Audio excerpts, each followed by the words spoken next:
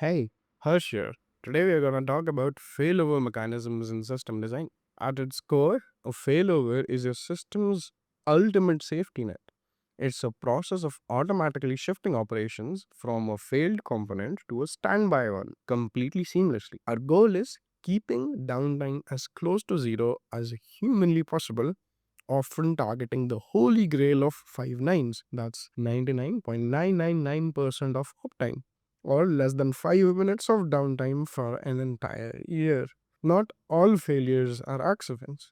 We designed for two distinct categories. Planned failures are your scheduled maintenance windows, updating an OS or migrating a database schema. You control the blast radius here, whereas in unplanned failures are the ones that you have to wake up at night because of a sudden power loss, hardware faults, or severed network cable. Your failover mechanism must handle both gracefully without violating your SLAs. Before we look at how, we need to define why using two crucial metrics that will dictate your entire disaster recovery budget. RTO is your recovery time objective, basically, how long can your business afford to be offline? And RPO is your recovery point objective. How much data can you afford to lose? A banking system might demand a RPO of 0 and an RTO of milliseconds, while a batch processing job might tolerate hours. To achieve a true failover, you cannot have a single point of failure anywhere in your stack. We need redundancy at every layer. At the network layer, you need multiple routes. For compute, you distribute your application across multiple VMs or containers. For storage and databases, you replicate data across multiple geographical zones. If a single piece of hardware dies, the system as a whole doesn't even blink. How quickly your failovers kick in depends on how hot your backup is. A cold standby is cheap, but it is literally powered off. Spinning it up takes time, meaning a high RTO. A warm standby is running and mostly synced, offering a decent middle ground.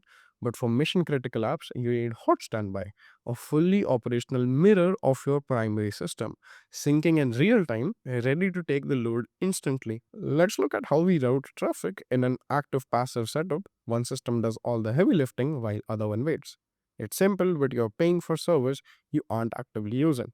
In an active setup, both systems process traffic simultaneously. If one dies, the other one just takes the full load. It's highly efficient, but keeping state synchronized globally in real time is a complex engineering challenge. And I've talked about active, passive, and active more in this video. How does the system actually know when something died? We use triggers. The most common is heartbeat monitoring. The primary server constantly pings the backup saying, I am alive. If the backup misses a few consecutive heartbeats, it declares the primary server dead and takes over.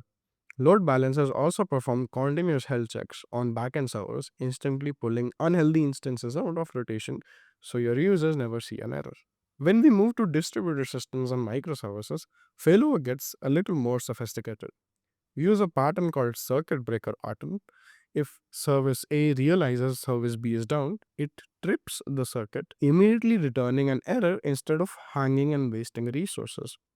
We also use bulkhead isolation, just like a submarine has watertight compartments, so a single leak won't sink the ship.